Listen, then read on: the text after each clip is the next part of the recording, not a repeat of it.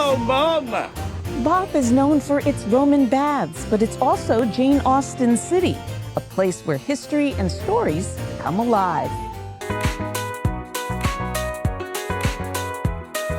Welcome to Bath, England. It's known for its baths, Roman baths, that is. And while we can't miss out on those, let's see what else we can immerse ourselves in this fabulous city. The baths themselves date back to the Roman times. So when the Victorians actually found this in the 1870s, 10 years to basically design this terrace that's above us.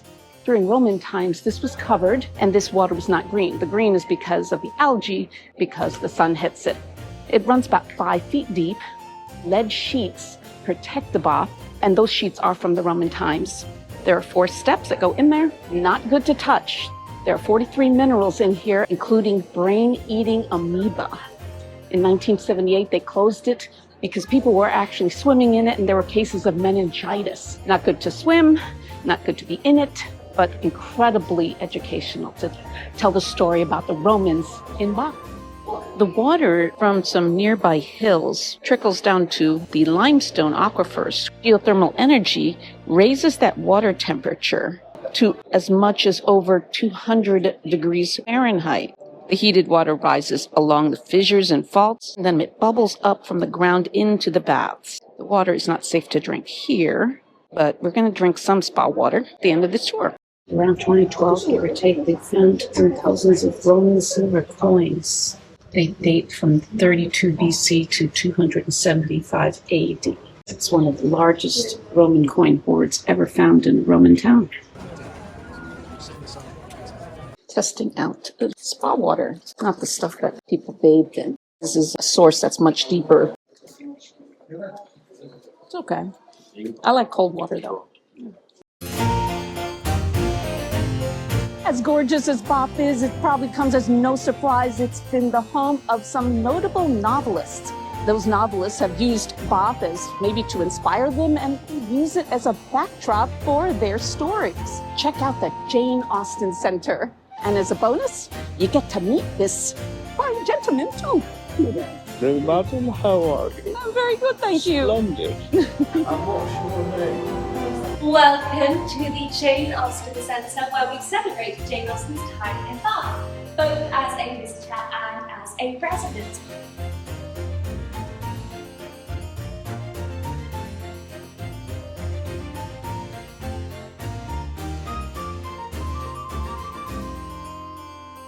Apparently, we're not sure what Jane Austen looked like. This one was drawn by her sister Cassandra, but the family thought it was not representative of her. They had her stop drawing it, and so this is only half done. This painting here was done by a relative based on that one done by her sister. It's on a English note currently. This was supposedly when she was visiting one of her brothers in London, but there's no mention of her posing for a portrait. Here's another one. They were not sure that's her. This is supposed to be 13-year-old Jane. And this one was in a book, Mansfield Park. The problem is, from all accounts, she was supposed to be a very slender woman, and the thought is this is not a slender woman. There's the display about tea drinking back in the day, different flavors. Let's see if I can figure out what's... Oh my gosh, what's the name of... Oh God, I'm terrible. No. I know, as soon as I turn it, mango, of course. How embarrassing. What kind of Filipino am I? So here are some of the movies I've seen. Me like these outfits. I think this is my color. I don't know, this is not exactly the most flattering cut. Oh my goodness, how does anybody see anything in this thing? Then I'll pull this out. This is my guy. He's a little stiff. Now we're going to try our hand at writing. They didn't have a pen or pencil back then. They had these quills. Oh, it's not too bad. Ooh, it runs out really quick, though. Wow, you do like one word at a time. Back then, the recipient of the letters would have to pay for the letters. So a lot of times, and I'm not going to do it here because I'm not going to mess it up, people would write on the sides, just trying to eke out every piece of real estate. blot all the excess ink so it doesn't smudge in transit. How was that? Very nice. Lovely. With your ticket, you get 10% off the tea room if you so desire to have some tea while in Britain. We have a timer on our tea. Actually, it's sencha. I don't know if I'm doing this right. Not a local. I'm not a local. I'm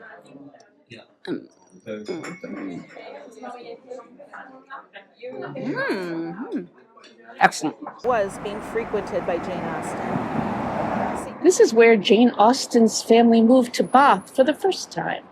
Ooh, there's even a plaque here. In case we weren't sure this is the place, it is. This is the house that Jane Austen lived in after her dad died. It's a 15-minute walk away. We see this building. This is where she vacationed with her aunt. Another instance of walking in the footsteps of Jane Austen here in Bath. It really is no wonder, even if Jane Austen lived here such a short amount of time, how she could get inspired by this place. A couple of notable sets of architectural elements here. The Royal Crescent and the one we're standing in here, it's called the Circus. It's a series of townhomes in a circular orientation, part of the Georgian period, which was before Queen Victoria. Queen Victoria reigned for more than 60 years, called the Victorian era, starting in 1837. The Georgian period is right before that, in the late 1700s and early 1800s. Some people think the circus represented the sun, and nearby, the Royal Crescent is the moon. If you look from above, it looks like either a question mark or a key. And it's apparently, they say, a very paranormal area, which means there's a lot of ghosts. Regular streets, sure, but why not go down this guy? Cut over to the parallel street. Really, the fun part about Bath, especially if you come here when the tourists are not yet up, is that it's just like you're walking back in time.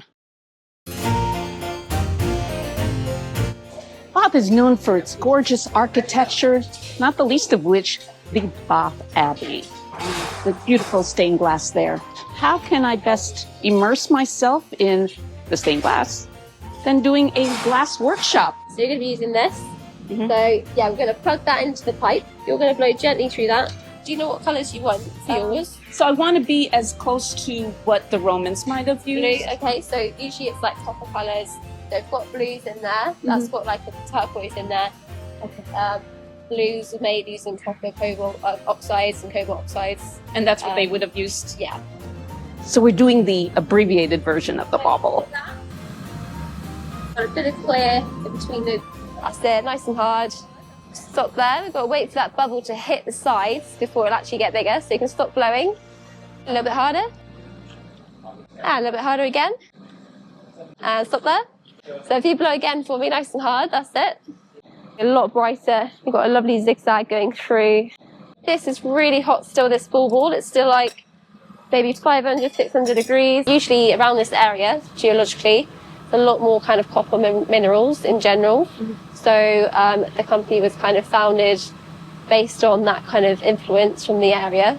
So obviously copper, it makes blues, things like that. I'm so excited. Now always remember Bath, because in here are the minerals, the local minerals, used to make this blue color. We were told to try a Scrumpy Cider, whatever that is, so cheers. Oh, that's good. I mean, it's different. To end this visit to Bath, I was thinking, what better way than to climb the top of the Abbey? This abbey was the site of the coronation of the first English king in 973. On the western side, you'll see Jacob's ladder. Those are angels climbing to the top, to heaven.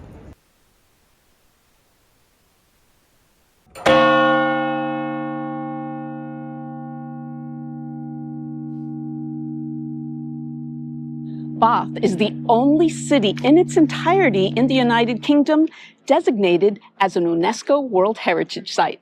Thanks for joining me on Mary Goes Round the World. Here's my tip of the week for you.